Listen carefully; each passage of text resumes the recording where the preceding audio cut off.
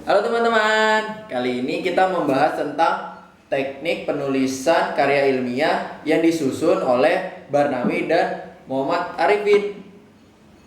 Yang pertama, kita membahas tentang pengertian penulisan. Pada dasarnya, penulisan sama dengan berbicara. Saat kita berbicara, kita bebas mengungkapkan pemikiran, pendapat, ataupun informasi yang kita miliki. Ketika menggunakan bahasa lisan, puluhan bahkan ratusan kata dapat dengan mudah kita keluarkan begitu saja. Demikian halnya dengan menulis. Jika kita ingin menulis untuk kalangan anak-anak muda, kita bisa menggunakan bahasa-bahasa yang gaul atau semacamnya. Jika kita ingin menulis untuk anak-anak yang sedang jatuh cinta, kita bisa menggunakan kata-kata yang berbunga-bunga untuk mengundang angin keromantisan. Namun, bila kita ingin menulis untuk kalangan akademis atau untuk tujuan memperoleh kebenaran, maka tentu kita harus menggunakan bahasa yang formal. Fakta yang disampaikan harus objektif, sistematis, dan didukung oleh rujukan yang jelas.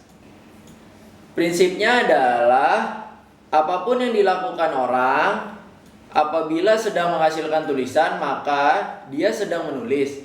Seperti pada kata Nurdin tahun 2010 bahwa menulis adalah kegiatan yang dilakukan seseorang untuk menghasilkan tulisan. Apabila seorang sedang menghasilkan tulisan, meskipun tanpa maksud tertentu, maka ia tetap dikatakan sedang menulis. Perangkat menulis boleh apa saja, tidak terpaku pada kertas dan pena saja. Segala alat, bahan ataupun media bisa digunakan untuk menulis. Selanjutnya kita membahas tentang pengertian karya tulis ilmiah. Karya tulis ilmiah dapat disingkat karya ilmiah atau dalam bahasa Inggrisnya scientific paper. Karya ilmiah juga sering disebut dengan istilah tulisan akademis atau academic writing.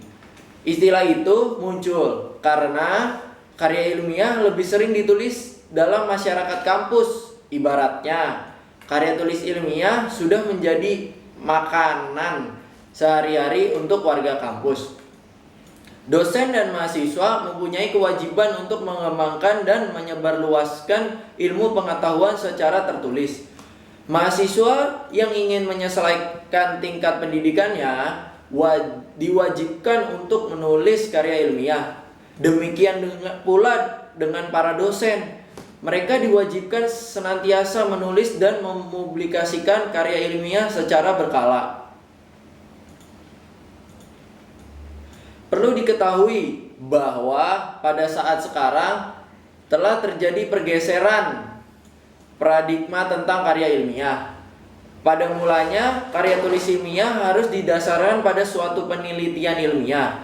Saat ini telah berkembang paradigma baru yang menyatakan bahwa karya ilmiah tidak hanya didasarkan pada penelitian saja, tetapi dapat pula didasarkan atas kajian masalah oleh para ahli.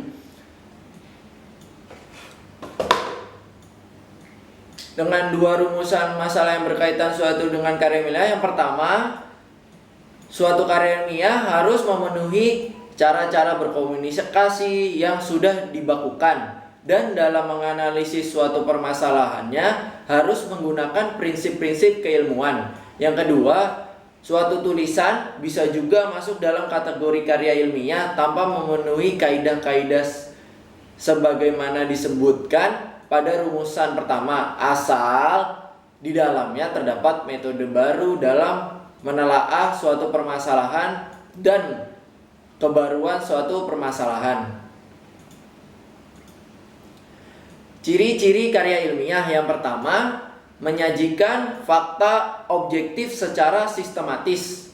Yang kedua, pernyataannya cermat, tepat, tulus, benar, serta tidak memuat terkaan. Yang ketiga, penulisannya tidak mengejar keuntungan pribadi. Yang keempat, penyusunannya dilaksanakan secara sistematis, konseptual, dan prosedural.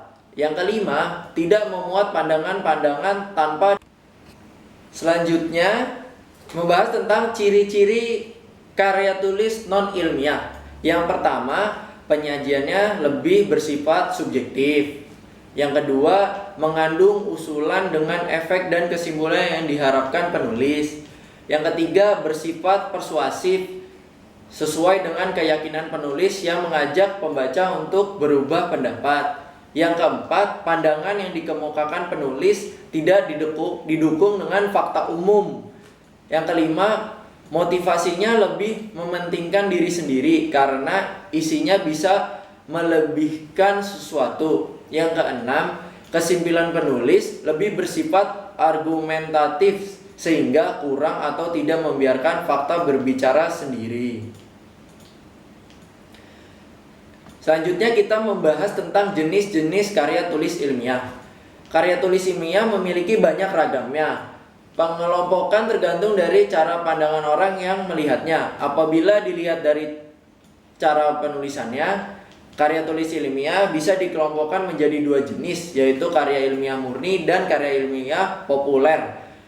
Karya ilmiah murni biasanya digunakan untuk kalangan cendekiawan, sedangkan karya ilmiah populer digunakan untuk masyarakat umum atau masyarakat awam.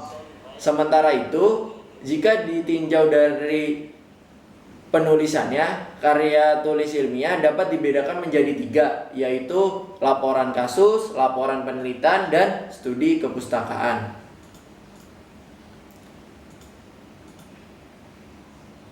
Dari banyak-banyak contoh karya tulis ilmiah, yang pertama itu terdapat paper atau makalah, dan terdapat artikel, dan selanjutnya terdapat disertasi, dapat skripsi, terdapat buku pembelajaran dan buku pengayaan, dan terdapat tesis.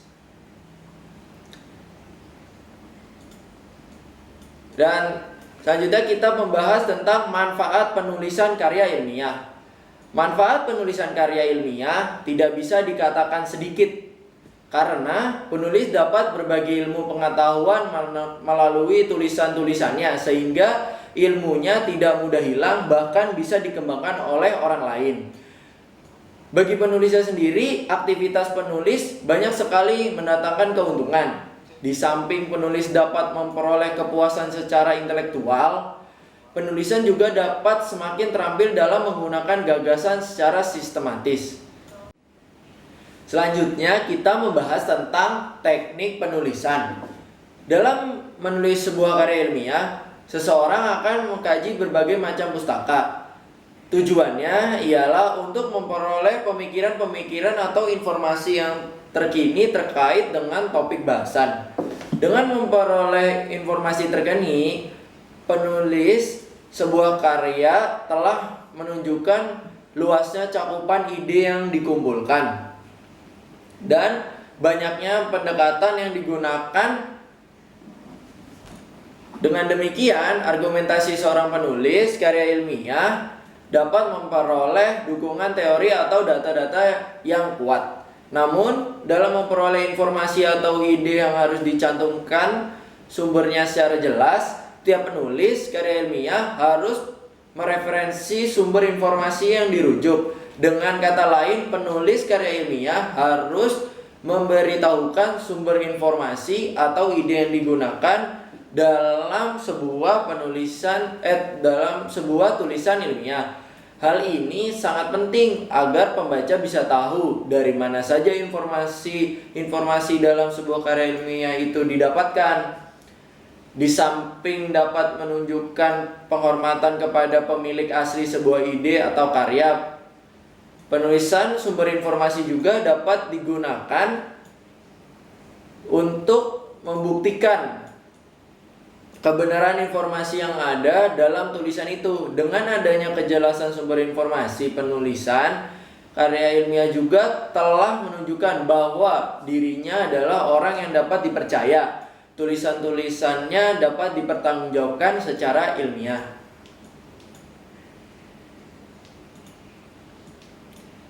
Yang pertama ada model Harvard. Yang pertama kita bahas yaitu cara mereferensi dalam teks. Perujukan model Harvard dilakukan dengan cara menuliskan nama akhir pengarang atau penulis, tanggal, dan nomor halaman di dalam tanda kurung. Dalam penulisan nama pengarang tidak perlu menyertakan nama secara utuh. Gelar pengarang tidak perlu. Nama keluarga biasanya ditampilkan di awal nama pengarang, namun hanya di luar negeri yang umum menggunakan nama keluarga. Penggunaan nama keluarga di Indonesia tidaklah terlalu umum sehingga tidak dapat digunakan nama belakang kita dapat menggunakan nama belakang saja sebagai pengguna nama keluarga. Yang selanjutnya kita membahas tentang kutipan langsung. Kutipan langsung adalah kutipan yang sesuai dengan aslinya tanpa merubah ke dalam tulisan kita. Pembuatan kutipan seperti ini didasarkan prinsip-prinsip sebagai berikut. Yang pertama, kutipan langsung hanya digunakan apabila perkataan atau ungkapan asli pengarang demikian padat, berbobot, dan meyakinkan. Kutipan seperti ini biasanya menambah daya kepada karya ilmiah. Yang kedua, kutipan langsung dapat digunakan untuk mendokumentasi argumentasi yang tidak cukup disampaikan dalam bentuk catatan kaki. Yang ketiga, kutipan langsung dapat digunakan apabila peneliti hendak memberikan komentar atau membela atau menolak atau menganalisis gagasan yang disampaikan oleh pengarang. Yang keempat,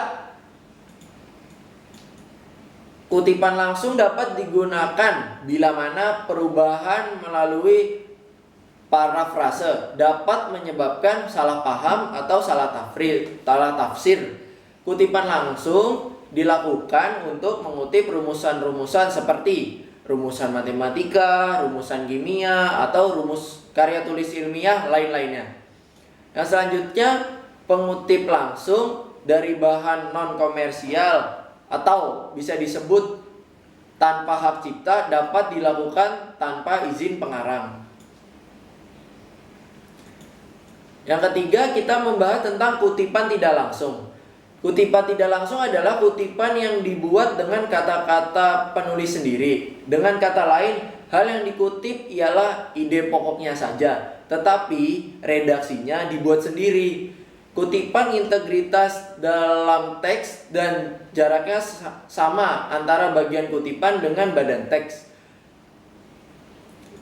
Kutipan tidak langsung tidak menggunakan tanda kutip. Yang keempat, kita membahas tentang penulisan daftar pustaka. Menulis daftar pustaka dalam model Harvard ialah dengan cara meletakkan nama belakang pengarang di depan dan diurutkan berdasarkan abjad. Apabila ada beberapa karya dengan pengarang yang sama, karya tersebut diurutkan mulai dari yang lama terbit ke yang paling baru.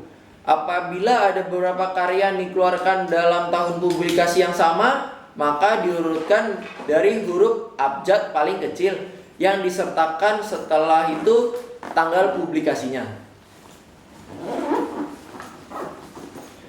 Selanjutnya kita membahas tentang model Vancouver.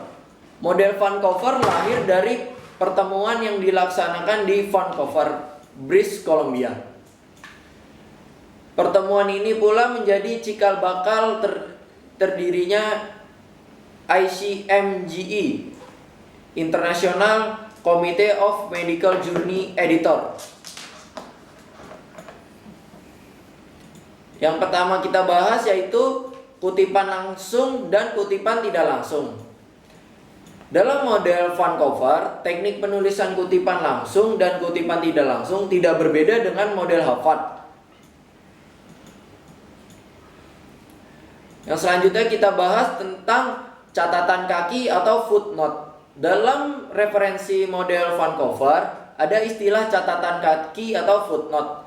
Catatan kaki adalah daftar keterangan khusus yang diletakkan di kaki halaman tulisan. Catatan kaki biasanya digunakan untuk memberi petunjuk sumber referensi. memberi penjelasan, atau gabungan dari keduanya. Sumber referensi yang ditulis pada catatan kaki dapat membantu pembaca dalam menemukannya dengan lebih cepat. Untuk sekedar menemukan sumber referensinya, pembaca tidak perlu lagi membalik halaman berikutnya. Selanjutnya kita membahas tentang tahapan penulisan. Tahapan penulisan merupakan proses yang tidak mudah. Pada proses inilah seorang penulis harus mampu menuangkan gagasannya secara tertulis. Setiap keraguan yang datang pada tahapan ini harus ditepis sebisa mungkin. Pada tahapan inilah banyak sekali godaan untuk menghentikan proses penulisan. Bisa karena habis ide, sibuk, tidak ada waktu, karangannya tidak menarik, dan lain sebagainya. Semua bisikan-bisikan hati untuk menghentikan proses penulisan harus dilawan sendiri. Penulisan karya tulis ilmiah meliputi 8 langkah sebagai berikut. Yang pertama, mencari ide induk yang akan diungkapkan menjadi karangan. Yang kedua, mengembangbiakan ide induk dengan membaca, bertukar pikiran, mencatat, dan merenungkan sampai tuntas sebagai bahan pemikiran. Yang ketiga, memilih salah satu di antara segenap bahan pemikiran itu untuk dijadikan topik karangan. Yang keempat, membatasi topik dengan sebuah tema tertentu. Yang kelima, merumuskan topik berikut tema karangan menjadi sebuah kalimat topik dan sekaligus menentukan judul karangan. Yang keenam, mengurai kalimat topik itu menjadi suatu kerangka yang mewujudkan garis besar karangan yang cukup terperinci dan teratur. Yang ketujuh, mengudar rincian garis besar karangan itu menjadi tulisan alinea-alinea yang masing-masing terdiri dari serangkaian kalimat sebagai satuannya. Yang kedelapan, menyempurnakan segenap alinea itu sehingga membentuk karangan yang selesai. Yang pertama kita bahas yaitu tentang pratulis. Tahapan pratulis merupakan tahapan yang cukup sulit. Lebih-lebih jika topik yang akan ditulis sudah ditentukan orang lain dan tidak sesuai dengan minat kita. Pada tahapan pratulis yang harus dilakukan ialah yang pertama, memilih topik dan tema. Yang kedua, menentukan judul. Yang ketiga, mengumpulkan bahan. Yang keempat, membuat outline. Lanjutnya yang pertama itu kita bahas tentang memilih topik dan tema. Memilih topik berarti memilih bidang persoalan yang akan kita bahas. Akan tetapi, mengapa topik harus dipilih? Bukannya topik itu banyak sekali. Jadi kita bisa mengambil begitu saja. Ya, emang benar topik itu banyak. Justru dengan banyak topik kita harus memilih topik mana yang kita suka, yang akan kita kupas secara optimal, yang merasa kita mampu akan topik-topik tersebut. Apakah kita sanggup akan topik yang akan kita pilih, dan apakah kita sanggup akan topik yang akan kita teliti, apakah topik tersebut akan dapat kita selesaikan sebagai tugas akhir tersebut. Yang selanjutnya kita membahas tentang menentukan judul. Mempertimbangkan judul yang menarik itu penting karena judul merupakan tulisan yang kali pertama dilihat oleh pembaca. Pembaca akan membaca judul untuk mengetahui isi tulisan. Setelah tahu judul apa, selanjutnya pembaca berharap dapat menemukan apa yang ia cari di tulisan tersebut. Dalam hal ini, judul seakan-akan telah memberitahukan pembaca tentang pokok persoalan yang diuraikan di badan tulisan. Oleh karena itu, judul harus mampu menggambarkan semua isi dari sebuah karya ilmiah secara spesifik dan jelas. Selanjutnya kita bahas tentang pengumpulan bahan. Setelah judul penulisan karya ilmiah ditemukan dan ditentukan secara jelas, penulis karya ilmiah selanjutnya mengumpulkan bahan tulisan. Pengumpulan bahan secara sangat diperlukan untuk menunjang karya ilmiah agar terhindar dari kebuntuan ide, tidak punya inspirasi selanjutnya, dan lain-lain sebagainya. Karena karya ilmiah hanya dengan pengalaman empiris dan pemikiran semata. Pengalaman empiris kita sangat terbatas oleh indera dan waktu. Pemikiran kita juga sangat terbatas oleh faktor lupa. Oleh karena itu perlu referensi berupa bahan-bahan bacaan yang bermutasi ilmiah. Banyak media-media cetak maupun elektronik dapat dimanfaatkan sebagai sumber referensi. Selanjutnya kita membahas tentang pembuatan outline. Sebelum menulis karya ilmiah, sebaiknya membuat outline. Outline adalah kerangka atau garis besar. Dalam konteks ini, outline adalah rencana penulisan karya ilmiah yang berupa garis besar yang tersusun secara sistematis, logis, jelas, dan terstruktur. Rencana penulisan ini merupakan rencana kerja yang membagi gagasan-gagasan secara teratur.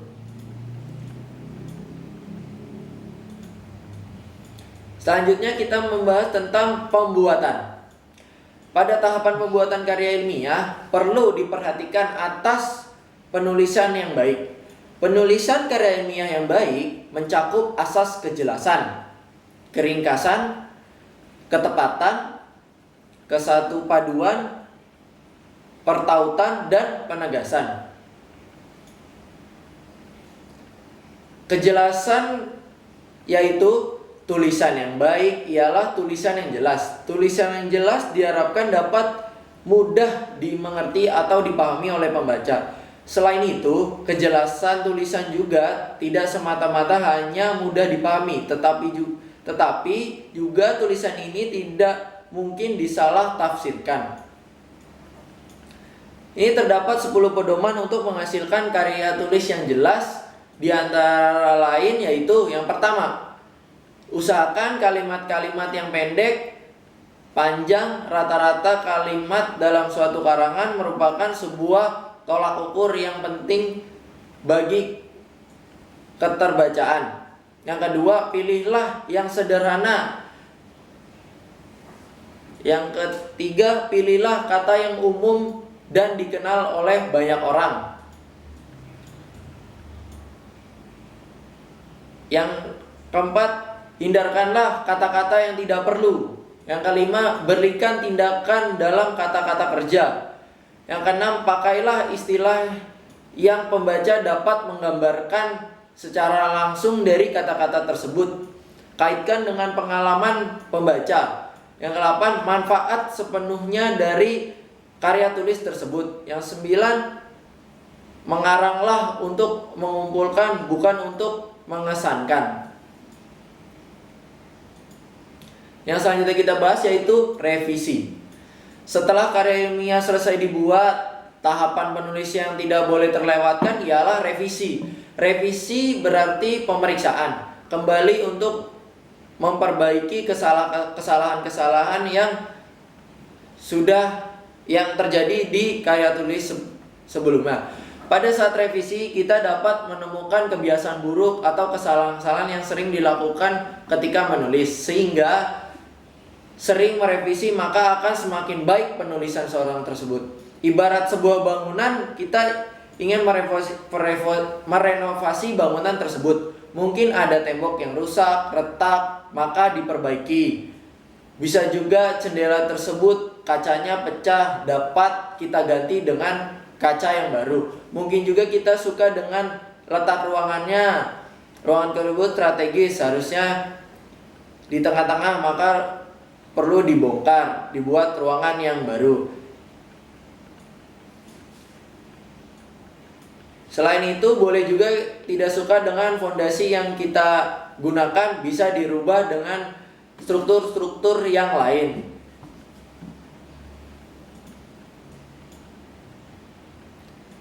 Selanjutnya kita membahas tentang penyuntingan. Penyuntingan merupakan proses atau kegiatan untuk memperbaiki naskah karya tulis dari segi teknik bahasa. Penyuntingan bertujuan untuk menghasilkan karya ilmiah yang siap dibaca, mudah, menarik, dan lebih enak dibaca. Kegiatan menyunting diawali dengan kegiatan membaca kembali tulisan yang telah dibuat untuk dicari kesalahan secara redaksional. Fokus utamanya ialah kesalahan yang bersifat mekanikal. Kegiatan ini sangat penting dan tidak boleh diabaikan karena ikut menentukan reputasi penulis di hadapan pembaca.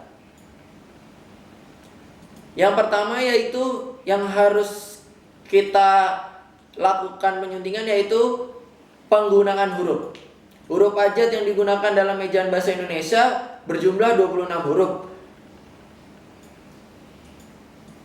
Dan selanjutnya kita membahas tentang penggalan kata. Penggalan kata dasar dapat dilakukan dengan syarat-syarat sebagai berikut. Yang pertama, penggalan kata dilakukan di antara kedua huruf vokal. Jika di tengah kata-kata ada kata huruf vokal yang berurutan, misalkan kain, taat, dan buah. Sementara itu huruf diftong tidak bisa dipenggal sehingga pemenggalan kata tidak dapat dilakukan di antara dua huruf vokal itu. Misalkan yang benar saudara bukan saudara. Selanjutnya yang kedua, pemenggalan kata dilakukan sebelum huruf konsonan. Yang ketiga, pemenggalan dilakukan di antara huruf-huruf konsonan jika di tengah ada dua huruf konsonan yang berurutan. Yang keempat, pemenggalan dilakukan di antara huruf konsonan yang pertama dan huruf konsonan kedua.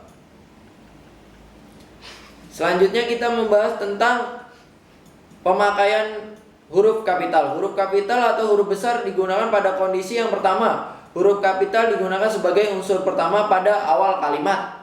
Yang kedua, huruf kapital digunakan sebagai huruf pertama dari kata ganti Anda. Yang ketiga, huruf kapital digunakan sebagai huruf pertama pada petikan langsung. Yang keempat, huruf kapital digunakan sebagai huruf pertama dalam ungkapan yang berkaitan dengan nama Tuhan, kitab suci, dan lain-lainnya. Yang kelima, huruf kapital digunakan sebagai huruf pertama pada nama gelar terhormat. Selanjutnya kita bahas tentang huruf miring. Huruf miring digunakan untuk kondisi tertentu. Huruf miring digunakan untuk menuliskan nama buku, majalah, surat kabar, dan tulisan-tulisan lain.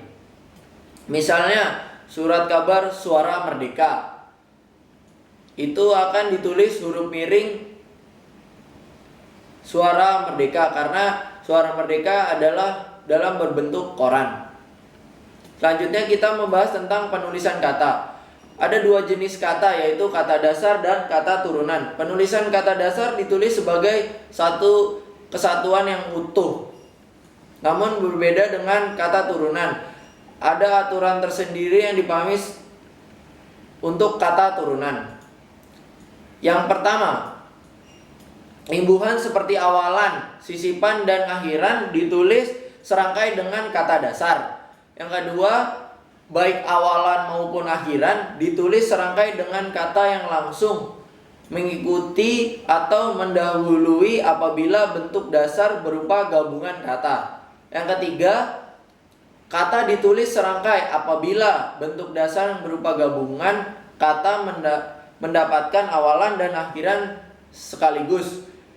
Yang keempat, kata yang merupakan gabungan kata ditulis serangkai apabila ada salah satu unsur gabungan kata yang hanya dipakai dalam kombinasi. Yang kelima, gabungan kata ditulis terpisah apabila kata maha diikuti kata bukan kata dasar kecuali esa, misalkan Tuhan yang Maha Esa.